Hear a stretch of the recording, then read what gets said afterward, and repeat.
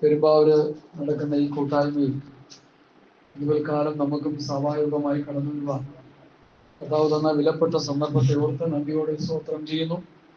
വളരെ പ്രാർത്ഥനയോടെ നമുക്ക് ദൈവസന്നിധിയിലായിരിക്കും. ആദിമ നൂറ്റാണ്ടിലുണ്ടായ സഭയെക്കുറിച്ച് ഒരു ചെറിയ വെളിപ്പാട് നമ്മുടെ ഹൃദയത്തിൽ ഒന്നുണ്ടായിരുന്നെങ്കിൽ എന്ന് ഞാൻ ആഗ്രഹിക്കുന്നു. ആദിമ നൂറ്റാണ്ടിൽ അപ്പോസ്തലന്മാരാൽ നടത്തപ്പെട്ട ദൈവസഭ ഒന്ന് ഇമേജ് ചെയ്ത് നോക്കി. എങ്ങനെയായിരിക്കും അവരുടെ പ്രാർത്ഥന, എങ്ങനെയായിരിക്കും അവരുടെ ആരാധന, എങ്ങനെയായിരിക്കും അവർ ദൈവസന്നിധിയിലായിരുന്നതെന്നൊക്കെ ഒന്ന് കണ്ണടച്ചൊന്ന് ഇമേജ് ചെയ്ത് നോക്കി.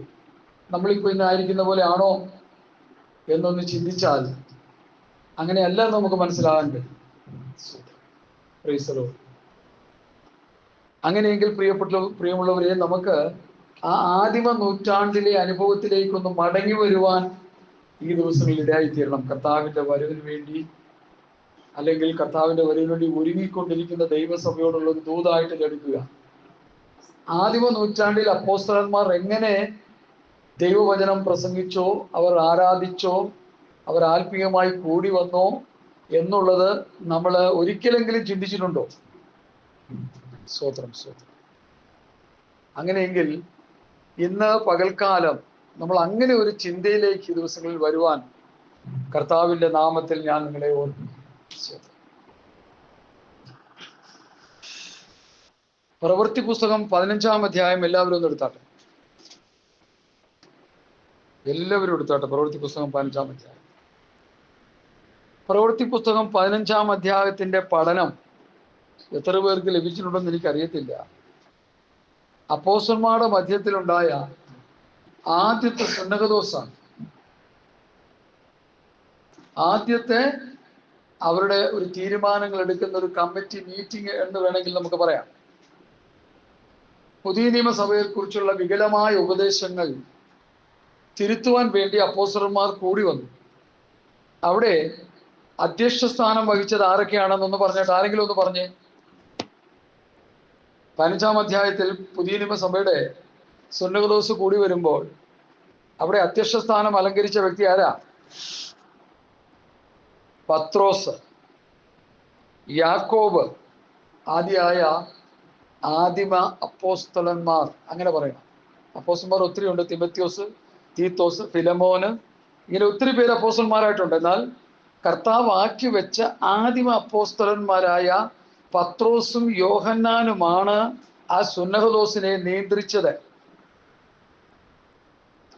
ഇന്നത്തെ നമ്മുടെ കൂടിയൂരുകളെ നിയന്ത്രിക്കുന്നവരൊക്കെ ആരൊക്കെയാണ്?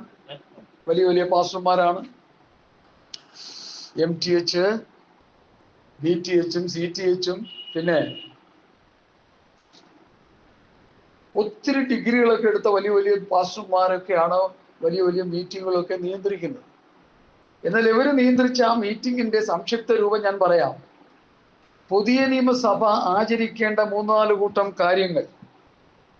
സ്തോത്രം. 28-ാമത്തെ വാക്യം ഒന്ന് വായിച്ചാട്ടെ. ബാബുസറും വായിച്ചാട്ടെ. വിഗ്രഹാർപ്പിതം, രക്തം, ശ്വാസം പൊട്ടിച്ചത്തത്, പരസംഗം എന്നിവ വർജിക്കുന്നത് ആവശ്യം. എന്നല്ലാതെ മതി. അത് മതി. പുതിയ നിയമസഭയ്ക്ക് ആചരിക്കേണ്ട ചില ഒരു പ്രധാന കാര്യം അവിടെ അവരെ പറയുക. ഇതാരായി പറയുന്നത്? പത്രോസും യാക്കോബും. യോഹന്നാനൊക്കെ അവരുടെ കൂട്ടത്തിലുള്ളവരാ, അവരൊക്കെ ഉണ്ട് അവിടെ. പ്രധാനമായിട്ടും പത്രോസാണ് ആ മീറ്റിംഗ് ലീഡ് ചെയ്യുന്നത്. പത്രോസിന്റെ വിദ്യാഭ്യാസം എത്രയുണ്ട്? മീൻ പിടിക്കും. ഒന്നുകൂടി പറയാം, ഗലീലക്കടലിന്റെ ആഴം, നീളം, വീതി പുള്ളിക്കറിയാം, നന്നായിട്ടില്ല. വേറെ ഒന്നും അറിയത്തില്ല. യാക്കോബും യോഹന്നാനും യൂദയും ഒക്കെ അങ്ങനെ തന്നെയാ. എന്നാൽ അവരെ ദൈവമാക്കി വെച്ചു എന്ന് നമ്മൾ മനസ്സിലാക്കും.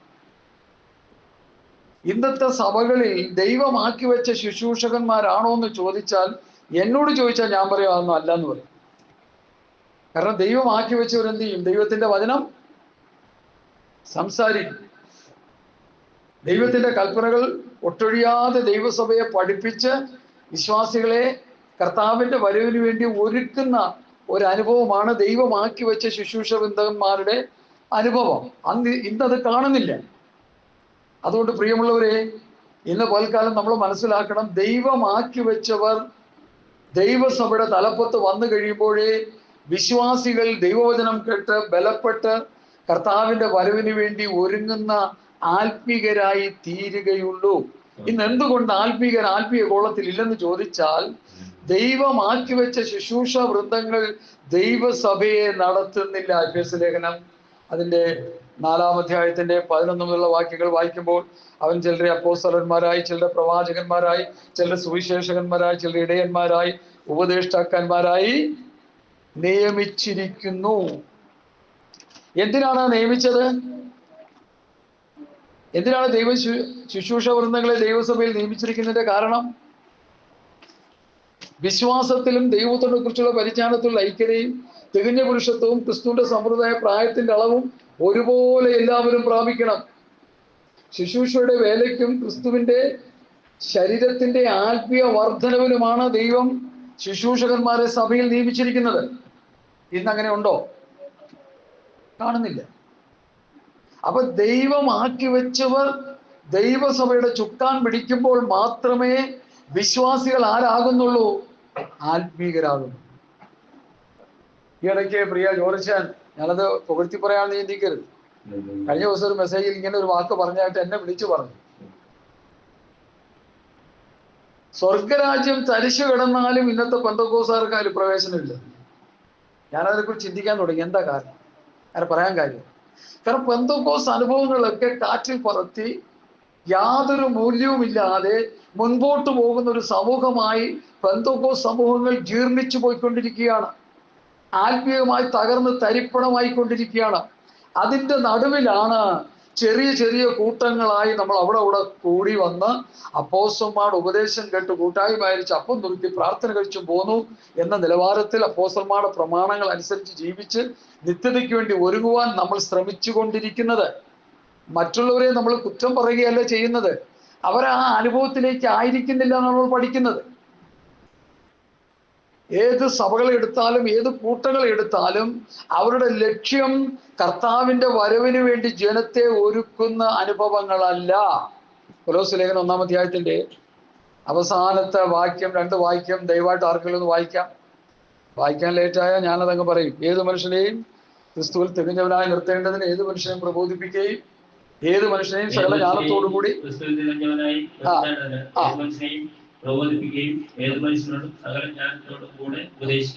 അതാണ് ശുശ്രൂഷ.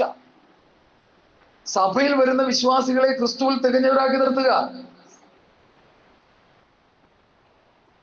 നമ്മളൊരു സഭായോഗമായിട്ട് കൂടി വന്ന് എന്തെങ്കിലുമൊക്കെ കാട്ടിക്കൂട്ടുക എന്നുള്ളതല്ല. ഇവിടെ നമ്മൾ ശ്രമിക്കുന്നത് പാട്ടുകളൊക്കെ പാടി സമയം ആത്മാവിൽ ആരാധിച്ച് ദൈവവചനം എടുത്ത് തമ്മിൽ പ്രബോധിപ്പിച്ച്, ഇന്നിപ്പോ കർത്താവിന്റെ ദാസനായ ശുശ്രൂഷകൻ വന്നുകൊണ്ട് അവരങ്ങ് പിന്മാറി, അല്ലെങ്കിൽ അവർ തന്നെയാണ് ശുശ്രൂഷിക്കുന്നത്. ഇവിടെ പ്രിയ ബാബു സഹോദരനും ജോർജാനും ഒക്കെ തന്നെയാണ് ശുശ്രൂഷിക്കുന്നത്. ഇന്നിപ്പോ നമ്മളിവിടെ വന്നപ്പോൾ ശുശ്രൂഷ നമുക്കായിട്ട് വിട്ടുതരികയായത്. അത് നല്ലൊരു കാര്യമാണ്. കാരണം വചനം കൂടുതൽ പഠിക്കുവാനും കാര്യങ്ങൾ ഗ്രഹിക്കാനും നല്ലൊരു അവസരമാണത്. അതുകൊണ്ട് ദൈവസഭയുടെ ആ ഗോൾ എന്താണെന്ന് ചോദിച്ചാൽ, ഉദ്ദേശം എന്താണെന്ന് ചോദിച്ചാൽ, ഇന്ന് നഷ്ടപ്പെട്ടു പോയിക്കൊണ്ടിരിക്കുന്നു എന്ന് ഞാൻ പ്രസംഗിച്ചുകൊണ്ടിരിക്കുന്നു. നമ്മൾ ആദിമസഭയുടെ ആത്മീയ അനുഭവത്തിലേക്ക് എന്ത് ചെയ്യണം? മടങ്ങി വരണം. ഹല്ലേലൂയ. ദൈവം നമ്മെക്കുറിച്ച് ആഗ്രഹിക്കുന്ന അതാണ്. ഞായറാഴ്ച ഇവിടെ പറഞ്ഞതുപോലെ തിരക്കുകളെല്ലാം മാറ്റിവെച്ച്, ബുദ്ധിമുട്ടുകളെല്ലാം മാറ്റിവെച്ച് ഒന്ന് വിശ്രമം കൊടുക്കേണ്ട സമയം ദൈവസ്ഥലിൽ കടന്നു വരുന്ന പാട്ടുകൾ പാടി ആരാധിച്ച് ദൈവവചനം കേട്ട് ബലപ്പെട്ട് നമ്മൾ ആകേണ്ട പോലെ ആകാനാണ് നമ്മൾ ദൈവസ്ഥലിൽ കടന്നു വരുന്നത്. ഒരു കടമ നിർവഹിക്കുന്നത് പോലെ ഞായറാഴ്ച ദൈവസ്ഥലിൽ നമ്മൾ വരികയല്ല എന്നുള്ളത് നമ്മൾ മനസ്സിലാക്കണം. ഹല്ലേലൂയ. സ്തോത്രം. ഞായറാഴ്ച ആരാധിക്കാൻ പോകണമല്ലോ എന്നോർത്ത് സഭയിൽ കടന്നുപോയി പാട്ടുകളൊക്കെ പാടി വചനമൊക്കെ ധ്യാനിച്ച് വരിക എന്നുള്ളതിനേക്കാൾ ഉപരി വിശുദ്ധ സഭായുഗമായി കൂടി വന്ന് ആദിമ പിതാക്കന്മാർ ദൈവസന്നിധിയിലായിരുന്നത് പോലെ അവർ കർത്താവിൽ നിന്ന് പ്രാപിച്ച് ദൈവവചനം കേട്ട് അവരനുസരിച്ച് ജീവിച്ച് ക്രിസ്തുവിന്റെ സ്വഭാവമുള്ളവരായി, ക്രിസ്തുവിന്റെ ഭാവമുള്ളവരായി, ക്രിസ്തുവിന്റെ മനസ്സുള്ളവരായി കർത്താവിന്റെ വരവിന് വേണ്ടി ഒരുങ്ങി നിൽക്കുന്ന ഒരു കൂട്ടമായി തീരാനാണ് നമ്മൾ സഭായോഗങ്ങളിൽ കടന്നു വരുന്നത്. ഇന്നത് കാണുന്നില്ല.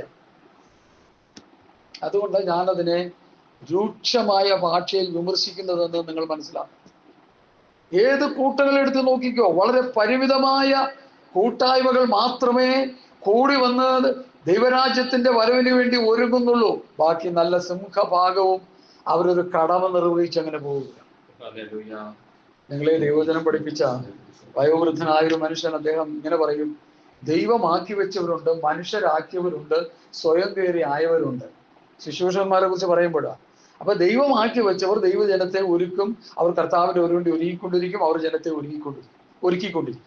സംഘടന ആക്കി വെച്ചവർ സംഘടനയുടെ മഹത്വം പറഞ്ഞുകൊണ്ടിരിക്കും. വലിയ ഉപജീവനത്തിന് വേണ്ടി പുസ്തകം എടുത്തുകൊണ്ട് ഇറങ്ങി ഒരു കൂട്ടർ ഈ വചനം എടുത്ത് പ്രസംഗിച്ച് ജനത്തെ മുഴുവൻ തെറ്റിപ്പിച്ചുകൊണ്ടിരിക്കുന്ന ഒരു രീതി. അങ്ങനെ 3 നിലയിൽ സുവിശേഷ വേലകൾ നടന്നുകൊണ്ടിരിക്കുക. നമ്മൾ ഏത് കൂട്ടത്തിലാണ് നമ്മൾ നമ്മെ ശ്രദ്ധിക്കും. ദൈവമാക്കി വെച്ചവർ നമ്മുടെ മധ്യത്തിൽ ഉണ്ടെങ്കിൽ മാത്രമേ ദൈവത്തിന്റെ വചനത്തിന്റെ വെളിപ്പാടുകൾ നമുക്ക് കിട്ടത്തുള്ളൂ. ഇനി കിട്ടത്തില്ല. ഞാൻ ഈ സോഷ്യൽ മീഡിയയിൽ വരുന്ന പ്രസംഗങ്ങളും പല പ്രിയപ്പെട്ട പാസ്റ്റർമാരും പ്രസംഗിക്കുന്ന പ്രസംഗങ്ങളൊക്കെ ഞാൻ കേൾക്കും. അതിൻ്റെ ആദ്യ ഭാഗങ്ങളും മർമ്മഭാഗങ്ങളൊക്കെ ഒന്ന് വെച്ച് കേൾക്കും. കേട്ട് കഴിയുമ്പോൾ അതിൽ പ്രധാനമായും പല പ്രസംഗങ്ങളിലും നമുക്ക് ആത്മീയമായിട്ട് ഒന്നും ഭക്ഷിക്കാൻ കാണത്തില്ല, ഒന്നും കാണത്തില്ല. നമ്മുടെ അകത്തെ മനുഷ്യന് വേണ്ടുന്ന ഒരു സന്ദേശങ്ങളും ആ പ്രസംഗത്തിൽ കാണത്തില്ല. കുറെ ഇമോഷൻ കുറെ ഇളക്കി മറിച്ച് ദൈവം നമ്മളെ അനുഗ്രഹിക്കും, ദൈവം നമ്മെ വിടുവിക്കും, ദൈവം നമ്മെ സൗഖ്യമാക്കും, ദൈവം നമുക്ക് വേണ്ടി കരുതും, ദൈവം നമുക്ക് വേണ്ടി വൻ കാര്യങ്ങൾ ചെയ്യുമെന്ന് പറയുന്നതല്ലാതെ. ഇവിടെ പാഷമ്മ പ്രസംഗിച്ചപ്പോ അല്ല, പ്രാർത്ഥിച്ചപ്പോ ഒരു വാക്ക് പറഞ്ഞു. ഞാൻ പ്രാർത്ഥന എല്ലാവരും ശ്രദ്ധിക്കുന്നതാണ് കേട്ടോ. പറഞ്ഞു, ഞങ്ങളുടെ പാപങ്ങളെയും ഞങ്ങളുടെ തെറ്റുകുറ്റങ്ങളെയും കണ്ടുണരുവാൻ ഞങ്ങൾക്ക് കൃപ തരണമേ. നമ്മുടെ ഉപദേശത്തിൽ നിന്ന് കിട്ടിയ ആ പ്രാർത്ഥന. അല്ലാതെ വന്നിരിക്കുന്ന ഞങ്ങളെ അനുഗ്രഹിക്കണമേ, ഞങ്ങളുടെ മക്കൾക്ക് ജോലിയില്ല, ഞങ്ങൾ കഷ്ടത്തിലാണ്, ഞങ്ങൾക്ക് ഉയർച്ച വേണം, ജോലിയിൽ അനുഗ്രഹിക്കണം. അവിടെ പഴയ നിയമത്തിൽ പറയുന്ന പോലെ ഈ കൊട്ടയും തൊട്ടിയും പട്ടിയും പൂച്ചയും എല്ലാം അനുഗ്രഹിക്കപ്പെടണം. ഇസ്രായേൽ മക്കളുടെ പ്രാർത്ഥന അതാ. ആവർത്തന പുസ്തകങ്ങൾ വായിച്ചു നോക്കുമ്പോൾ എല്ലാം അനുഗ്രഹിക്കപ്പെടണം. അവർ പ്രാർത്ഥിച്ചതുപോലെ അവർ അനുഗ്രഹിക്കപ്പെട്ടു എന്ന് തന്നെയാണ് നമ്മൾ പുസ്തകത്തിൽ പഠിക്കുന്നത്. 106-ാം സങ്കീർത്തനത്തിൽ ഒരു വാക്യമുണ്ട്, ഞാൻ കാണാതെ പറയാം. അവൻ അപേക്ഷിച്ചതൊക്കെയും അവൻ അവർക്ക് കൊടുത്തു. അടുത്ത വാക്യം, എങ്കിലും അവരുടെ പ്രാണന് ക്ഷയമയച്ചു. പോയി, അപേക്ഷിച്ചതൊക്കെ കിട്ടി, പക്ഷെ ആത്മാവ് എവിടെ പോയി? ഇതാണ് പഴയ നിയമത്തിന്റെ ചിത്രം. അപ്പൊ ചോദിക്കുക, അതെങ്ങനെ പാസ്റ്ററെ? ഇസ്രായേൽ പുറപ്പെട്ട എല്ലാവരും അപേക്ഷിച്ചതും പ്രാർത്ഥിച്ചതും ഒക്കെ അവർക്ക് കൊടുത്തില്ലേ? ഇറച്ചി വേണമെന്ന് പറഞ്ഞു, മന്ന വേണമെന്ന് പറഞ്ഞു, വെള്ളം, പിന്നെ വസ്ത്രം ജീർണിച്ചു പോയില്ല, ചെരുപ്പ് തേഞ്ഞു പോയില്ല, ആരോഗ്യം ക്ഷയിച്ചില്ല. നല്ല ഒന്നാന്തരം ചൂടുള്ള സമയത്ത് നമ്മളിവിടെ ഫാനുണ്ട്, AC ഉണ്ട്, നമുക്ക് ആവശ്യത്തിന് തണുപ്പ് നമുക്ക് അതുകൊണ്ട് നമുക്ക് അനുഭവിക്കാൻ കഴിയും. അവിടെ എന്തുണ്ട്? നല്ല ഒന്നാന്തരം സൂര്യൻ കത്തി ജ്വലിച്ചു നിൽക്കുന്ന സൂര്യൻ. ആ ചൂടിന്റെ കാഠിന്യത ഏറിയപ്പോൾ ഒരു ഭാഷ പറഞ്ഞാൽ ഇപ്പോഴും ഓർക്കുക, മരുഭൂമി മുഴുവൻ AC ആക്കി കൊടുത്തു ദൈവം. മരുഭൂമി മുഴുവൻ AC ആക്കി കൊടുത്തു. മേഘത്തിന്റെ തണല് സൂര്യനെ മറച്ചിട്ട് നല്ല തണുപ്പ് കൊടുത്തു എന്ന് സാരം. രാത്രി ഇലക്ട്രിസിറ്റി ഇല്ല, വെളിച്ചത്തിന്റെ സംവിധാനങ്ങളൊന്നുമില്ല. അവർക്ക് ആര് വെളിച്ചം കൊടുത്തു? മേഘസ്തംഭം തണലായിട്ടും അഗ്നിസ്തംഭം തൂണായിട്ടും നിന്ന് നല്ല വെളിച്ചം അവർക്ക് കൊടുത്തു, രാത്രി പകലാക്കി കൊടുത്തു. അപേക്ഷിച്ചതൊക്കെ കൊടുത്തു, പക്ഷെ അവരുടെ ആത്മാവിനെ എന്ത് ചെയ്തു? ക്ഷയമയച്ചു. എന്തുകൊണ്ട്? യഹോവ ഇപ്രകാരം അരുളി ചെയ്യുന്നുവെന്ന് ദൈവപുരുഷനായ മോശെ അരുളി ചെയ്ത ഓരോ അരുളപ്പാടുകളെയും ഈ ജനം തട്ടിമാറ്റി മുന്നോട്ട് പോയി. അവര് ഇറങ്ങി തിരിച്ചവരിൽ 2 പേരൊഴികെ വാഗ്ദത്ത ദേശത്ത് പ്രവേശിപ്പാൻ കഴിയാതെ അവർ മരുഭൂമിയിൽ പട്ടുപോയി, അവരുടെ ശവങ്ങൾ മരുഭൂമിയിൽ വീണുപോയി എന്ന് വേദപുസ്തകം നന്നായി പഠിപ്പിക്കുന്നു. പ്രിയമുള്ളവർ, ഇത് നമുക്കൊരു ബുദ്ധി ഉപദേശമാണ്. അവർ വീണുപോയെങ്കിൽ നാം എന്ത് ചെയ്യണം? വീണു പോകാതിരിക്കണം. അവർ പട്ടുപോയെങ്കിൽ നാം പട്ടുപോകാതെ ജീവിക്കണം. അതിനാണ് പൗലോസ് 1 കൊരിന്ത്യർ ലേഖനം 3-ാം അധ്യായത്തിലും എബ്രായ ലേഖനം 1 കൊരിന്ത്യർ 10-ാം അധ്യായത്തിലും എബ്രായ ലേഖനം 3-ാം അധ്യായത്തിലും ആ മുന്നറിയിപ്പ് നമുക്ക് തരുന്നത്. ടൈറ്റാനിക് എന്നുള്ള കപ്പൽ വെള്ളത്തിൽ മുങ്ങിപ്പോകാനുള്ള കാരണം എന്താ? പറഞ്ഞേ, എന്താ കാരണം? അതിന് മുന്നറിയിപ്പ് കൊടുത്തു. മഞ്ഞുമല വരുന്നു, ഒരു വലിയ മഞ്ഞുമല വരുന്നു.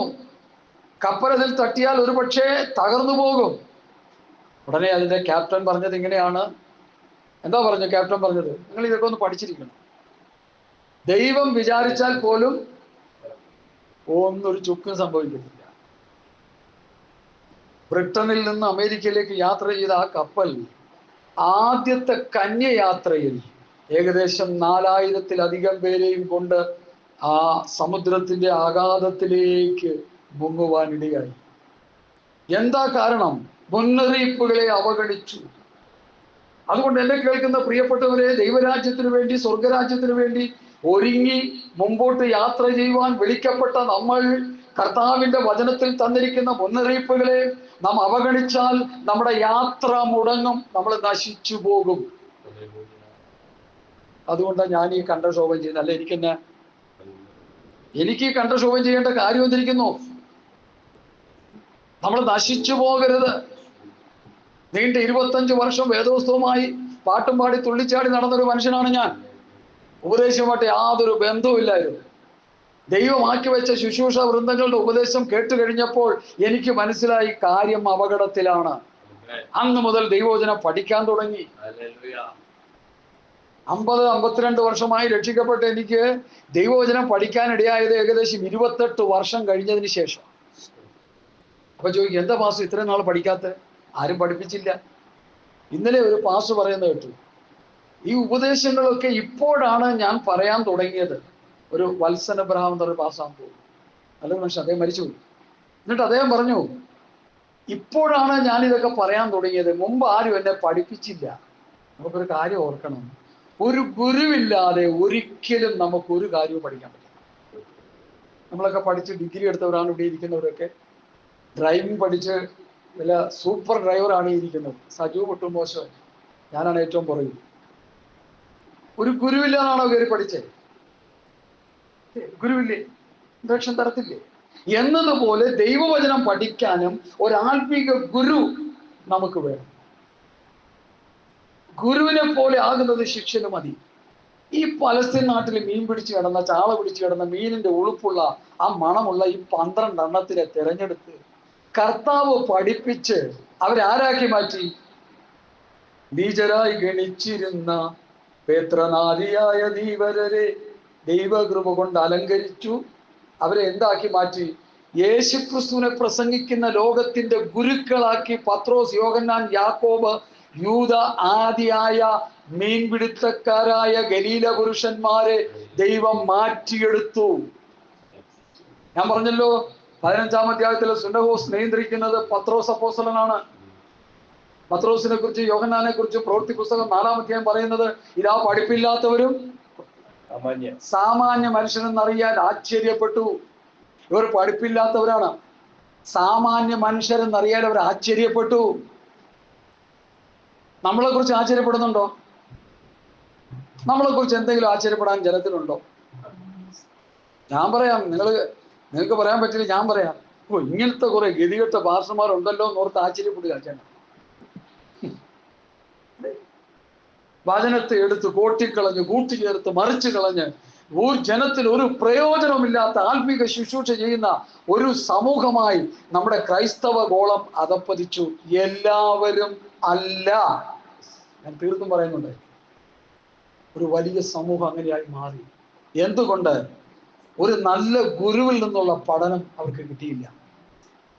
എന്റെ ഭാഷയിൽ പറയുമ്പോൾ, ദൈവമാക്കി വെച്ച ഗുരുക്കന്മാരിൽ നിന്ന് നമ്മൾ ദൈവവചനം പഠിക്കുമ്പോഴാണ് കാര്യങ്ങളുടെ വ്യക്തത നമുക്ക് കിട്ടുന്നത്.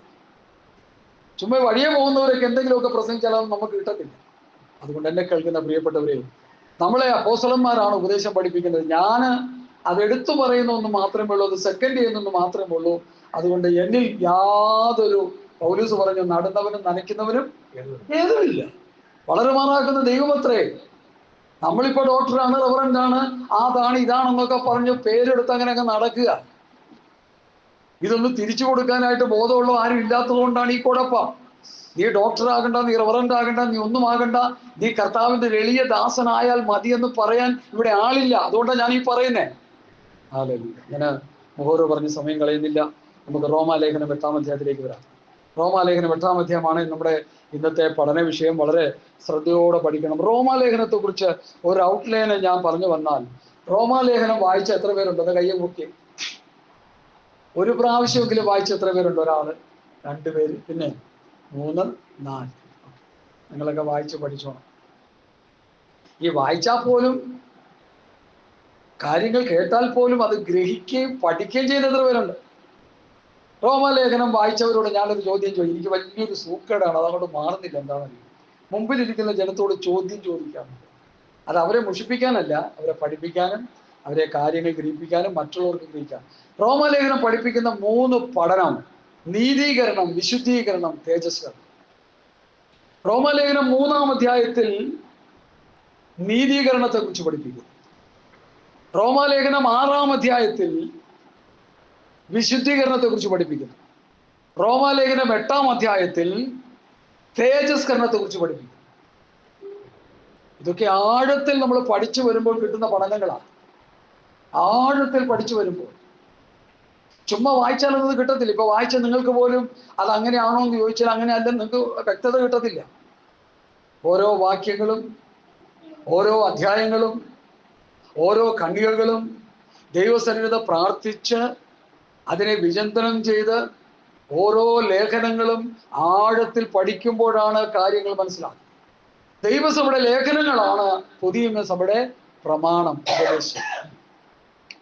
ഞാനൊരു കത്ത് ഒരാൾക്ക് എഴുതിയാൽ, ഇപ്പൊ ഞാൻ വിദേശത്തായിരുന്ന സമയത്ത് ആരെയും ഒരു കത്ത് എഴുതും. കത്തെഴുതി കഴിയുമ്പോൾ കത്തിങ്ങോട്ട് കിട്ടിക്കഴിഞ്ഞാൽ എന്ത് ചെയ്യും? എടുത്തു വെച്ച് അങ്ങ് വായിക്കും, അല്ലേ? അങ്ങോട്ട് വായിക്കും. വായിച്ചൊരു ശകലം വായിച്ചിട്ട് വലിച്ചെറിഞ്ഞ് കളയും. അത് മുഴുവൻ വായിക്കും. എന്താ എഴുതിയിരിക്കുന്നത്? ആ കത്തിൽ ഞാൻ എന്താ എഴുതിയിരിക്കുന്നത് മുഴുവനും വായിച്ചാലേ എനിക്ക് എൻ്റെ കുടുംബത്തോട് സന്ദേശം അവർക്ക് കിട്ടത്തുള്ളൂ. ഒരു 2-3 വാക്യം വായിച്ചിട്ട് വലിച്ചെറിഞ്ഞ് പോയിട്ട് എന്താ കാര്യം? അവിടെ നിന്ന് ഇവിടെ നിന്ന് ഓരോ വാക്യങ്ങളെടുത്ത് ചകന്ന് ചിന്തിച്ചാൽ എന്താ കാര്യം? ആ ലേഖനം മുഴുവൻ വായിച്ചു പഠിക്കണം. റോമസഭയ്ക്ക് പൗലോസ് എഴുതിയ റോമാലേഖനം 1 മുതൽ 16 വരെയുള്ള അധ്യായങ്ങൾ വായിച്ച് അതിൻ്റെ ഉള്ളിലുള്ള വിഷയങ്ങൾ ആഴത്തിൽ പഠിച്ച് ഗ്രഹിച്ച് മനസ്സിലാക്കിയാൽ മാത്രമേ കാര്യങ്ങളുടെ വ്യക്തമായ രൂപരേഖ നമുക്ക് കിട്ടത്തുള്ളൂ. റോമാലേഖനം വായിച്ച നിങ്ങളോട് ഞാൻ ചോദിക്കുന്നു, നീതീകരണം എങ്ങനെയാണ്? വിശുദ്ധീകരണം എങ്ങനെ കിട്ടും? പറയാൻ പറ്റുമോ? മറുപടി പറയാൻ പറ്റത്തില്ല. എനിക്കറിയാം, നിങ്ങൾക്ക് പറയാൻ പറ്റത്തില്ലെന്ന്. അതുകൊണ്ട് ഞാൻ ഈ പറയും. കാരണം ഞാൻ അതുപോലെ ദൈവവചനം പഠിക്കുകയും ധ്യാനിക്കുകയും ചെയ്തുകൊണ്ടിരിക്കുന്ന ഒരാളാണ്. പഠിച്ചു തീർന്നിട്ടൊന്നുമില്ല. തേജസ്കരണം എങ്ങനെ കിട്ടും? നീതീകരണം എങ്ങനെ കിട്ടും? വിശുദ്ധീകരണം എങ്ങനെ കിട്ടും? തേജസ്കരണം എങ്ങനെ കിട്ടും? റോമാലേഖനം 1 മുതൽ 16 വരെയുള്ള അധ്യായങ്ങൾ യഥാക്രമം ഓരോ അധ്യായങ്ങളും അപഗ്രഥിച്ച് പഠിച്ച് അതിൻ്റെ വിഷയ വിഭജനങ്ങൾ എടുത്ത് അത് ഡയറിയിൽ എഴുതിയിട്ട് അതിങ്ങനെ പഠിച്ച് പഠിച്ച് പഠിച്ച് ചിലപ്പോൾ വർഷങ്ങളെടുക്കും. ചിലർക്ക് മാസങ്ങളെടുത്താൽ മതി, ചിലർക്ക് ആഴ്ചകളെടുത്താൽ മതി. അത് ഓരോരുത്തരുടെ വചന ദാഹം പോലെ ഇരിക്കും. എന്നാലേ കാര്യങ്ങൾ മനസ്സിലാകത്തുള്ളൂ. റോമാലേഖനം 3-ാം അധ്യായത്തിന്റെ ഒരു വേദഭാഗം ഞാൻ നിങ്ങളെ വായിക്കുവാൻ കർത്താവിൽ ശരണപ്പെടുന്നതിന്റെ 3-ാം അധ്യായത്തിന്റെ 19 വാക്യങ്ങളൊന്ന് വായിച്ചാൽ, ശ്രദ്ധയോടൊന്ന് വായിച്ചാൽ. ന്യായപ്രമാണം പറയുന്നത് എല്ലാം ന്യായപ്രമാണത്തിൽ കീഴുള്ളവരോട് പ്രസ്താവിക്കുന്നു എന്ന് നാം അറിയുന്നു. അങ്ങനെ ഏതുവായും അടങ്ങും. ആമേൻ. സർവ്വലോകവും ദൈവസന്നിധിയിൽ ശിക്ഷായോഗ്യമായി ജീവിക്കേണ്ടത് തന്നെ. അതുകൊണ്ട് ന്യായപ്രമാണത്തിന്റെ പ്രവൃത്തികളാൽ ഒരു ജനവും അവന്റെ സന്നിധി നീതീകരിക്കപ്പെടുകയും. ന്യായപ്രമാണം കൊണ്ട് നീതീകരണം ഇല്ല എന്ന് പറയുന്നു. അടുത്ത ന്യായപ്രമാണത്താൽ പാപത്തിന് പരിജ്ഞാനം അത്രേ വരുന്നു. ഒരൊറ്റ ഗുണം അത് മാത്രമേ ഉള്ളൂ. അടുത്ത ഇപ്പോഴും ദൈവത്തിന്റെ നീതി വിശ്വസിക്കുന്ന എല്ലാവർക്കും യേശുക്രിസ്തുവിലെ വിശ്വാസത്താലുള്ള ദൈവനീതി തന്നെ ന്യായപ്രമാണം കൂടാതെ. വേദനം പഠിക്കുന്നവർ ഇതൊക്കെ ശ്രദ്ധിച്ചു കേട്ട് പഠിച്ചോണേ. ദൈവത്തിന്റെ നീതി ന്യായപ്രമാണം കൂടാതെ വെളിപ്പെട്ടു വരുന്നു. അതെങ്ങനെ? യേശുക്രിസ്തുവിലുള്ള വിശ്വാസത്താൽ മാത്രം. വായിച്ചാട്ടെ, വായിച്ചാ.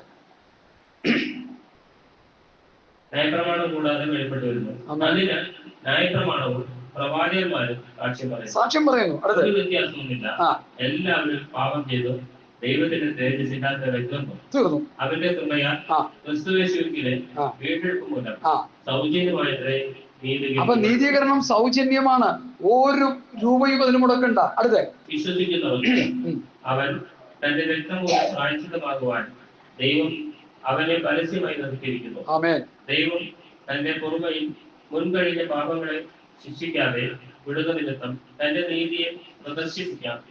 താൻ നീതിമാൻ യേശുവിൽ വിശ്വസിക്കുന്നവനെ നീതീകരിക്കുന്നവനും ആകേണ്ടതിനാൽ ഇക്കാലത്ത് തന്റെ നീതിയെ പ്രദർശിപ്പാൻ തന്നെ അങ്ങനെ ചെയ്തത്. അപ്പം നീതീകരണം എങ്ങനെ പ്രാപിക്കും ഒന്ന് പറയാമോ?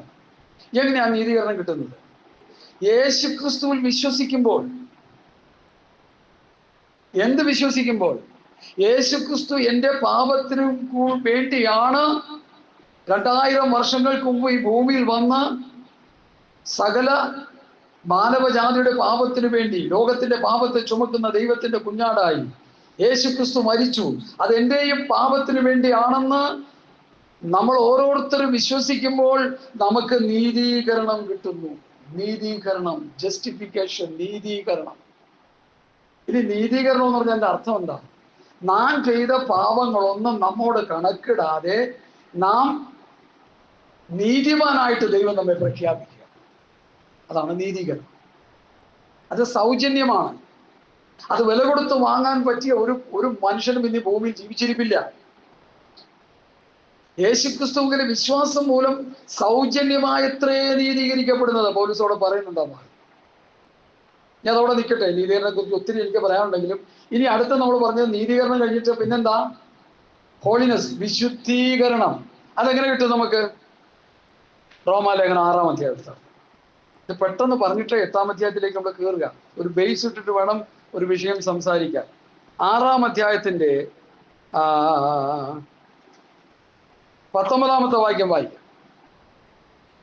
നിങ്ങളുടെ ജഡത്തിന്റെ ബലഹീനത നിമിത്തം ഞാൻ മാനുഷ്യത്തിൽ പറയുന്നു, നിങ്ങളുടെ അവയവങ്ങളെ അധർമ്മത്തിനായി, അശുദ്ധിക്കും, അധർമ്മത്തിനും സമർപ്പിച്ചതുപോലെ ഇപ്പോൾ നിങ്ങളുടെ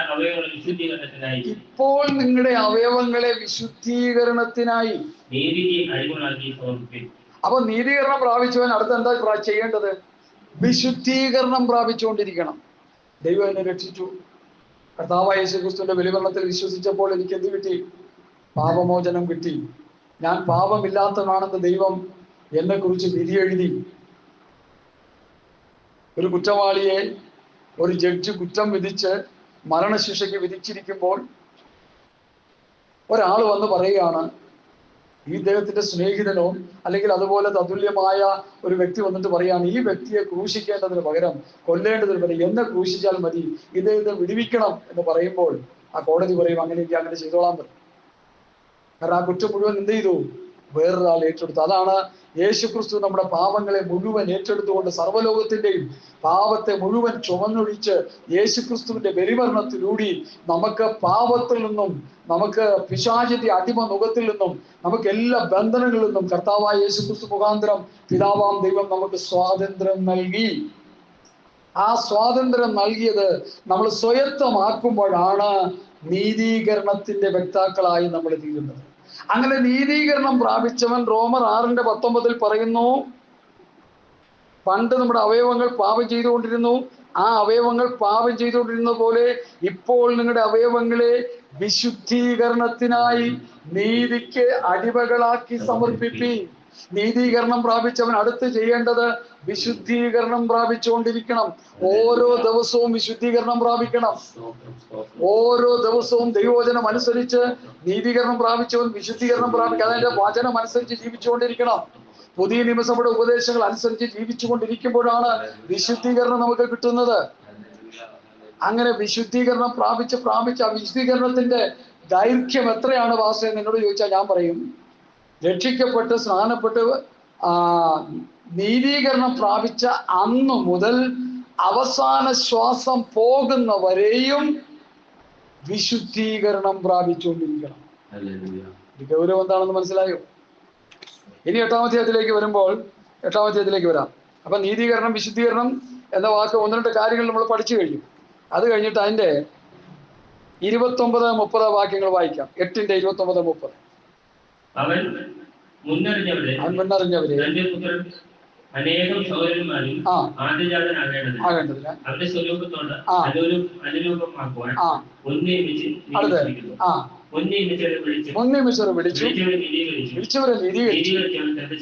നീതീകരിച്ചവരെ തേജസ്കരിച്ചിരിക്കുന്നു. നീതീകരണം, വിശുദ്ധീകരണം, തേജസ്കരണം. അപ്പൊ നീതീകരണം ദൈവം ചെയ്യുന്നു, വിശുദ്ധീകരണം നമ്മൾ ചെയ്തുകൊണ്ടിരിക്കണം, തേജസ്കരണം ദൈവത്തിന്റെ ഭാഗത്തു നിന്ന് കർത്താവ് വരുമ്പോൾ ഓട്ടോമാറ്റിക്കാണ്. ഈ 3 പരമസത്യങ്ങൾ മനസ്സിലാക്കാത്ത ക്രൈസ്തവ ഗോളം ഏത് സ്വർഗത്തിൽ പോകുന്നവർ?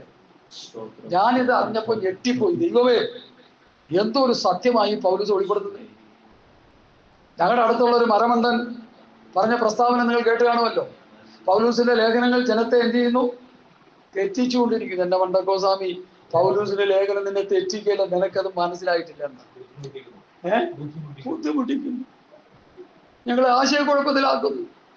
കഞ്ഞിക്ക് വകയില്ലാതെ കള്ളത്തരം പറഞ്ഞ് കാശുണ്ടാക്കി കോടീശ്വരന്മാരായി, കയ്യിൽ മുഴുവൻ ബ്ലാങ്കിലും മുഴുവൻ പല ബാങ്കുകളിലും കൊണ്ടുവന്ന് കാശിട്ടിട്ട് അതിന്റെ കാർഡും കയ്യിലിട്ട് പ്ലഗ് ചെയ്തെടുത്ത് സൂക്ഷിച്ചുകൊണ്ടിരിക്കുന്ന നിനക്കിത് എന്നാ മനസ്സിലാകാനാ?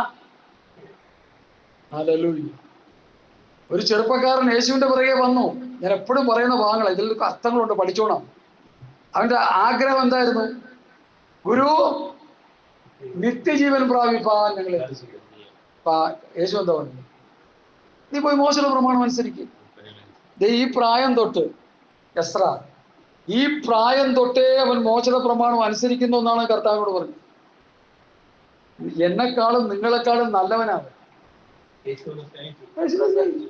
യേശു അവനെ സ്നേഹിച്ചു. കാരണം അവൻ കൊടുത്ത പ്രമാണം അവൻ അനുസരിച്ചു. നമുക്ക് കൊടുത്ത പ്രമാണം നമ്മൾ അനുസരിക്കുന്നുണ്ടോ? ഇല്ല. അവൻ കൊടുത്ത പ്രമാണം അവൻ അനുസരിച്ചു. പക്ഷെ ഒരൊറ്റ തടസ്സം മാത്രം അവൻ ഉണ്ടായുള്ളൂ, അവന്റെ ഭൗതികം, അവന്റെ ധനം. കർത്താവിനോട് പറഞ്ഞു, നിനക്കുള്ളത് വിറ്റ് തരഞ്ഞുകൊണ്ടിരുന്നാലും. അവൻ ദുഃഖിച്ചു. അവൻ ദുഃഖിക്കാനുള്ള കാരണം എന്താണെന്നൊന്ന് പറയാം. ഇന്ന് രാവിലെ കൂടി ഞാനത് ചിന്തിച്ചു. അവൻ ദുഃഖിക്കാനുള്ള കാരണം എന്തായിരുന്നു? നിന്റെ നിക്ഷേപം ഉള്ളിടത്ത് നിന്റെ ഹൃദയം ഇരിക്കും. അവന്റെ ഹൃദയം അതിലോട്ടായി പോയി. ആ ഹൃദയം ഭൗതികത്തിൽ ഉടക്കിയിരിക്കുന്നത് കൊണ്ട് ആ ഹൃദയം കർത്താവിന് കൊടുക്കാൻ അവന് പറ്റുന്നില്ല. എന്നെ കേൾക്കുന്ന പ്രിയപ്പെട്ടവരുടെ, നമ്മുടെ ഹൃദയങ്ങൾ ഈ ലോകത്തിന്റെ ഏതെങ്കിലും സ്വത്രം ഭൗതിക വിഷയങ്ങളിൽ ഉടക്കിയിരിക്കുന്നെങ്കിൽ ആ ഹൃദയം ദൈവസ്ഥലിൽ സമർപ്പിക്കാൻ പറ്റില്ലെന്ന് ഓർത്തോളം.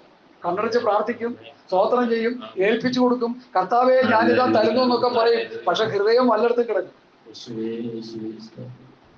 1 പത്രോസ് 1:13 ഒന്ന് വായിച്ചേ. 1 പത്രോസ് 1:13. എന്താ പത്രോസ് അവിടെ പറയുന്നേ? ഹൃദയം, മനസ്സ്, ഇതൊക്കെ ഒന്നായിട്ടാണല്ലോ നമ്മളെ പഠിപ്പിക്കുന്നത്. 1 പത്രോസ് 1:13 പെട്ടേന്ന് വായിച്ചേ. കിട്ടിയവർക്കെടുത്ത് വായിക്കാം.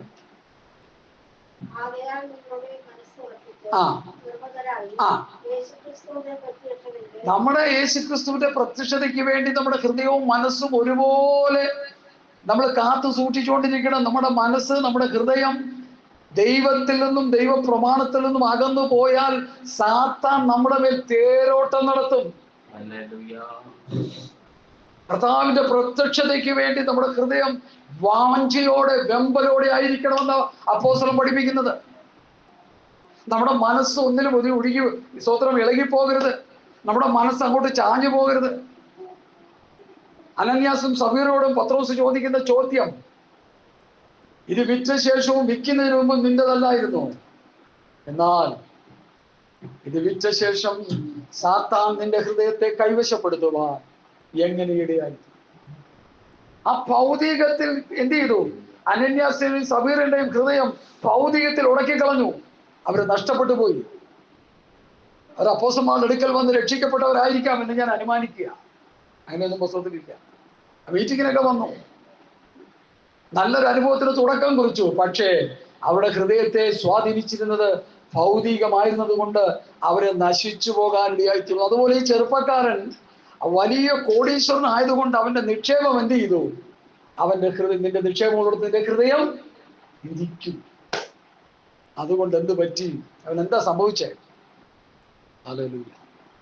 അവന്റെ ഹൃദയം നിക്ഷേപത്തിൽ ഉറച്ചിരുന്നത് കൊണ്ട് അവന് നിത്യജീവൻ പ്രാപിക്കാൻ കഴിയാതെ അവൻ എങ്ങനെ പോയെന്നാ എഴുതിയിരിക്കുന്നത്? ദുഃഖത്തോടെ പോയി, ദുഃഖത്തോടെ പോയി. എന്നെ കേൾക്കുന്ന പ്രിയപ്പെട്ടവരെ, ഞാൻ എന്തിനായിരിക്കും വിളിച്ച് പറയുന്നു? നിങ്ങളിതൊന്ന് ശ്രദ്ധിച്ചു കേട്ടോണേ. ഈ കാര്യങ്ങളൊക്കെ നമ്മൾ മനസ്സിലാക്കണേ. ദൈവവചനത്തിന്റെ മാറ്റമില്ലാത്ത സത്യങ്ങൾ അപ്പോസ്തലന്മാർ പഠിക്കുമ്പോൾ അത് വായിച്ചു പഠിച്ചു മനസ്സിലാക്കി, അത് ഗ്രഹിക്കാൻ കഴിയുന്നില്ലെങ്കിൽ അത് ഗ്രഹിച്ചവരോട് ചോദിച്ച് മനസ്സിലാക്കി, അതിൻ്റെ അർത്ഥങ്ങൾ ഗ്രഹിച്ച്, അതിൻ്റെ സത്യങ്ങൾ ഗ്രഹിച്ച് ആ വചന വ്യവസ്ഥയ്ക്കനുസരിച്ച് ജീവിച്ചില്ലെങ്കിൽ നമ്മുടെ നിത്യത നഷ്ടമാകും. അതിനാണ് ഞാൻ ഈ പറയുന്നത്. ഇനി ഞാൻ റോമാലേഖനത്തിലേക്ക് വരിക. റോമാലേഖനം 8-ാം അധ്യായത്തിൻ്റെ 1-ാം വാക്യം വായിച്ചാൽ,